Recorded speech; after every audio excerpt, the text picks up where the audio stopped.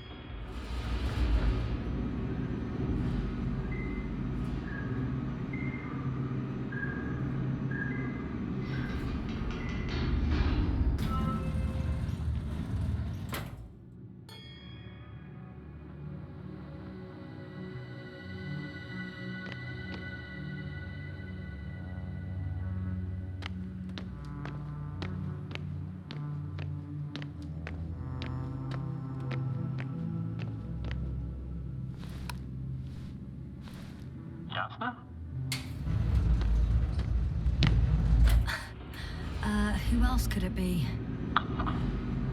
How did you get to the upper deck? The usual way. I took the elevator, with a little help from an industrial lift. A lift? Usually we use access cards. But I see that you prefer unconventional solutions. Always.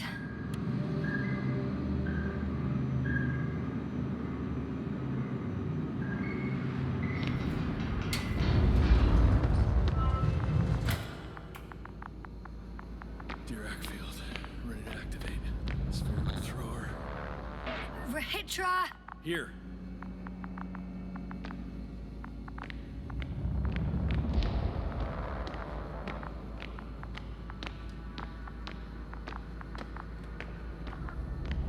Please take the position next to me. Help me. How? Sit down and you'll see. The probes are already in the air. I do have visuals from the Cyclops here, but I can't do everything on my own. Oh, wait. Activity's increasing. They're coming. Are you helping or not? Come on, Yasna. It's about to start. I can't wait any longer. All right. Have it your way. Let's destroy them. Now we're talking. Okay, I'm ready.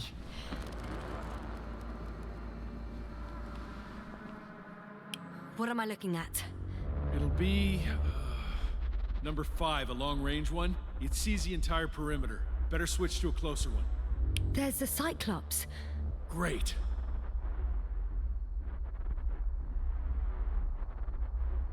Force field activation. I confirm. Field active. The cloud's within reach. I'm shooting.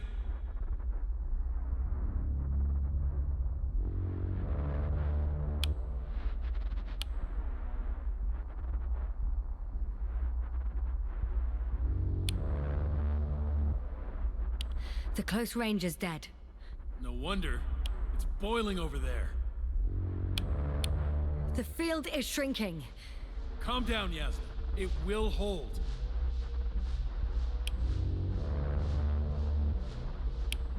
Whoa! Oh, beautiful. It's not a machine, it's the devil himself. I'm telling you.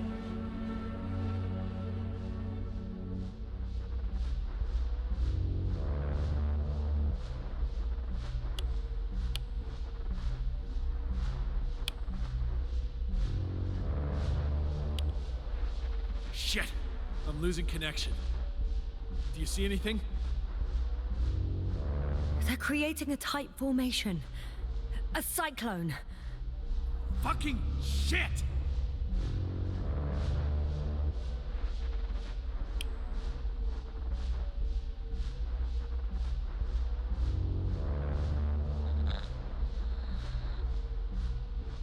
That can't be good, right?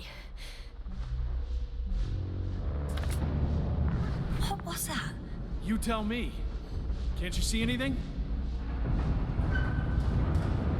Probes, Yasna. What are they showing?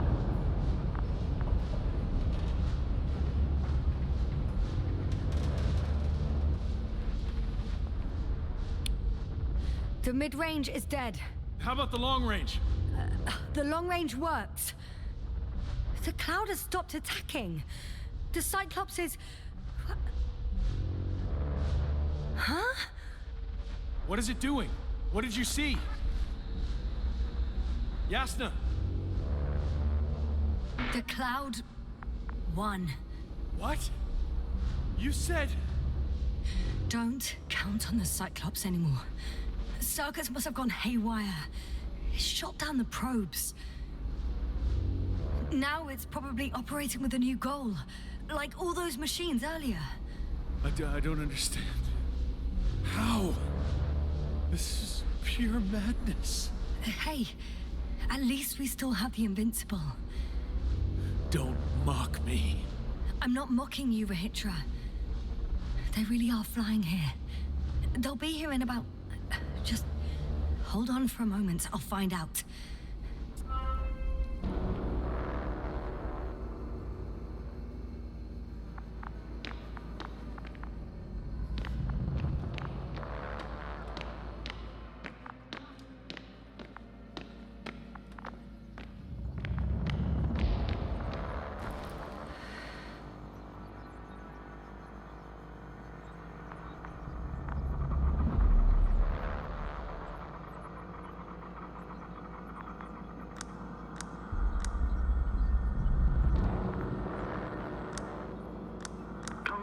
Are you there? This is the commander of the IC Dragonfly unit. Astrogator, this is Yasna. I managed to get to the Condor's bridge. Rahitra and I led the attack on the cloud, but the Cyclops... Failed? Worse. The Cyclops got out of control and knocked down the probes. I had a feeling it would end like this. Do you know what Rahitra is planning now? I have no idea. Then I need to talk to him. You, sir? Yes. Can you switch me somehow?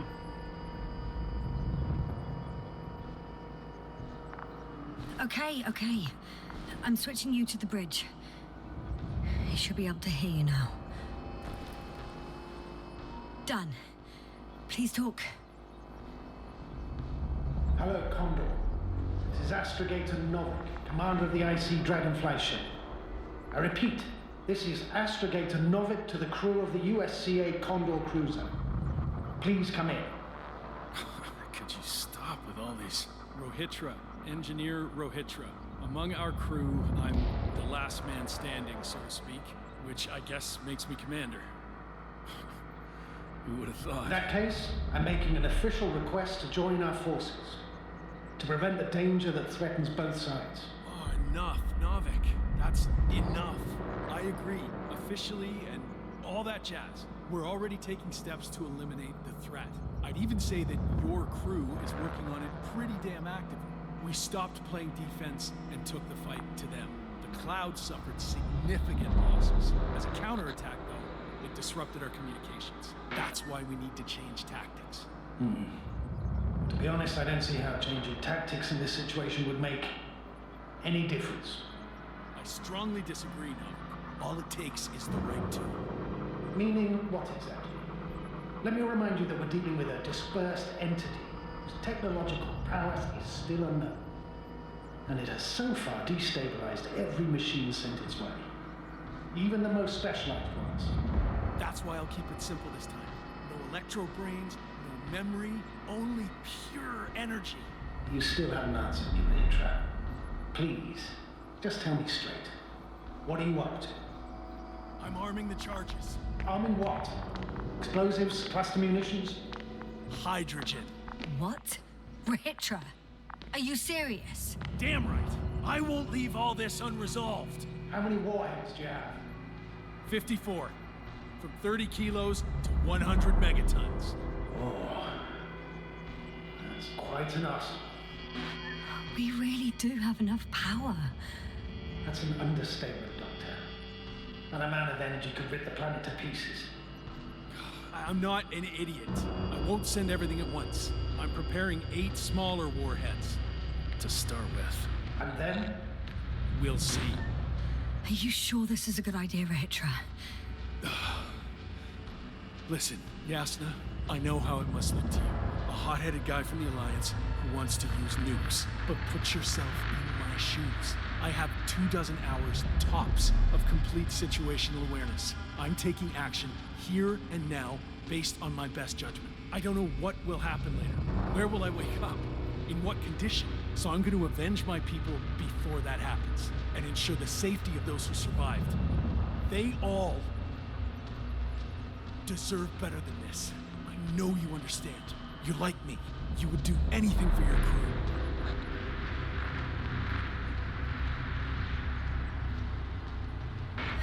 I understand, yes. Although it's hard to talk about revenge here. We are dealing with creations of necro-evolution. Dead evolution. And probably non-sentient ones. Taking revenge on the Cloud is like... Whipping the ocean for sinking a ship? Exactly. Like Xerxes. That's why I would consider this problem in the category of neutralization. Not vengeance. After all, nothing guarantees the flies will stay on Regis 3 if they continue to evolve. Wait a minute, Doctor. Even if they were to master space navigation, wouldn't it take hundreds of thousands of years? Millions of years, even, considering the evolutionary timeline. However, they could threaten humanity much sooner by sheer chance. Not a chance I'm willing to take. Let's not overreact. If we factor in sheer chance, we might as well get killed by a meteor. No, Novik. It's not a meteor or an ocean or a storm. They don't hunt or degrade or cripple you mentally. You, Rohitra, are still reasoning as though we were standing face to face with a thinking opponent. What if these beings are not our enemy at all? Oh, good one. Are you forgetting how many of us they've already killed? I will never forget, Rohitra. Still, I can't help feeling that they operate without any strategic plan. They attack from one incident to another. They're non-sentient, as the doctor put it. So what, they're stupid? And that's why they can't be hostile? It's absolute nonsense. Well, it could be. Jasna, what do you think? Sentient or not, they are the enemies of all protein life. Ergo, our enemies. Just like that. Yes. Please remember what we've learnt. Before the machines came to Regis 3, this planet was teeming with life. Before the cloud wiped out all its competition. Wait, what species are you talking about? Dr. Jasna found various traces of conflict, lasting for hundreds of thousands of generations. Oh, they certainly competed with the local fauna. We've seen fish that evolved to sense electromagnetic fields. And underground, I found fossils of lizard-like reptiles. Some of them must have been predatory. Well, I find it hard to believe that any prehistoric reptiles would possess our level of technology, not to mention an arsenal. They wouldn't have. But there were other machines here as well. Other machines? I don't buy it. It's like some robot fables. No, Rachel, these are no fables. We've gathered evidence for all this. How did these machines even get here? Who built them? Our cyberneticist had a hypothesis before he lost consciousness. About the Lyrans. Yes, that one. Lyrans. It does ring a bell. Wasn't there a book about them? The Craven's monograph. According to his notes, before the explosion of Zeta Lyra, the sixth planet of the system was inhabited by intelligent beings. Let's say their scout ship landed here and that a disaster occurred. Some kind of reactor explosion, chain reaction. Suffice to say, the wreckage that landed on Regis 3 had no living beings on board. Only the machines survived. And then what? They started bashing in each other's tin heads? Doesn't make much sense to me. Machines don't have emotions. They don't argue. First things first. Millions of years ago, some highly advanced race sent machines to Regis 3. And these were specialized homeostatic mechanisms, left with no one to command them. As an engineer, you know well how it is. A robot does what it needs to do, whether it serves someone or not. At first, they probably just repaired themselves, or built a home for their dead masters. Until something forced them to change. Exactly. Certain types of predator eat anything that moves. So I'm betting they were attacked by local fauna. The key was that these machines had the ability to produce others as needed. To combat, say, flying reptiles, they started producing flying machines. That still doesn't explain why they started fighting among themselves. Since they already defeated the living organisms, why keep producing themselves? It makes no sense. What is the guiding principle of a homeostat? To survive. Apparently the machines pose a threat to one another. They use the same source of energy to function. A common, finite resource. Okay, but why did some flies survive this? Not something bigger, better. The way I see it, they were better. The best. In necroevolution, the bots that used up the fewest resources won. So they miniaturized, or became sedentary. The former process gave rise to the cloud. The latter started this bizarre genre of metal structures, resembling vegetation, which formed the city. And they're still growing? No. They lost the fight for survival, and now they're just rusting remnants. Only one form survived. The flying microbots that conquered all land areas on Regis 3. So these flies were just the best adapted. To the conditions of this planet? Yes, that's how it works. So, to summarize, some alien race sent advanced robots to Regis 3.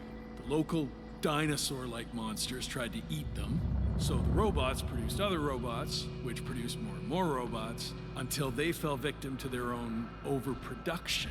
After a number of iterations and wars for resources, they spat out the murderous cloud, which took over the planet. Indeed. To put it simply, For me, the matter is perfectly clear. Makes no sense to bomb these creatures. I'd even say it's a greater danger to us than to them. But how else do you imagine defeating the cloud? But that's the thing. I don't. It's invincible. Yes, sir, do you agree? Well, Yeah, I very much agree. Another attack would make no difference. Just a few flies are enough for the cloud to regenerate. what if we destroy their nests? No, Ritra. Unless we want to destroy the entire planet, it's impossible to eliminate them all. And even then, there's no guarantee they would die in space. After all, the flies need no air, water, or food, only solar energy. But what else could we do, if not attack?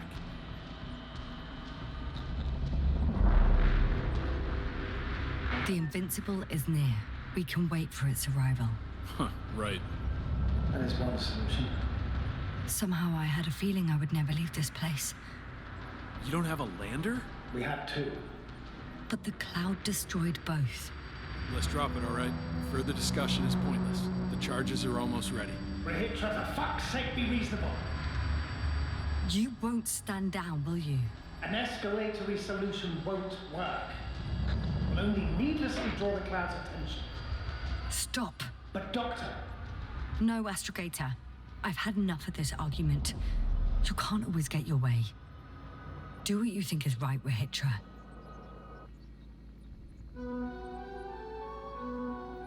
How long will it take you? Just a moment. They will pay for all this. They? It's not a conscious entity. It's dead. You're wrong, Yasna. It's about to be dead.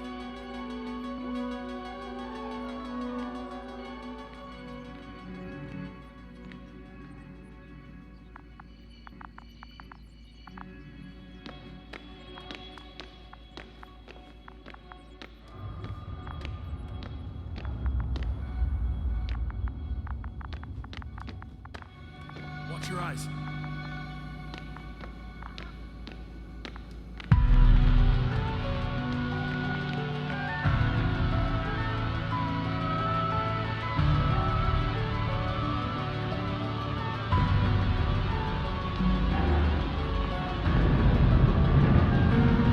Listen to the area of the flies. I can already see them melting. Take that, fucks.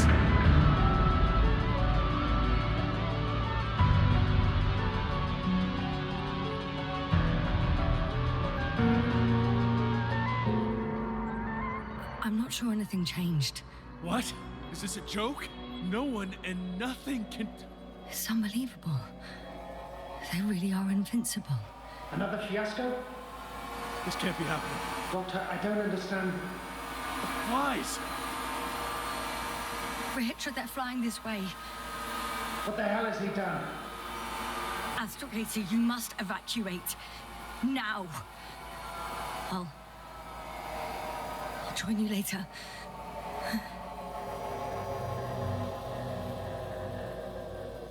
Don't go, bright sun. Yasna! Yasna, are you there? All my legs are heavy.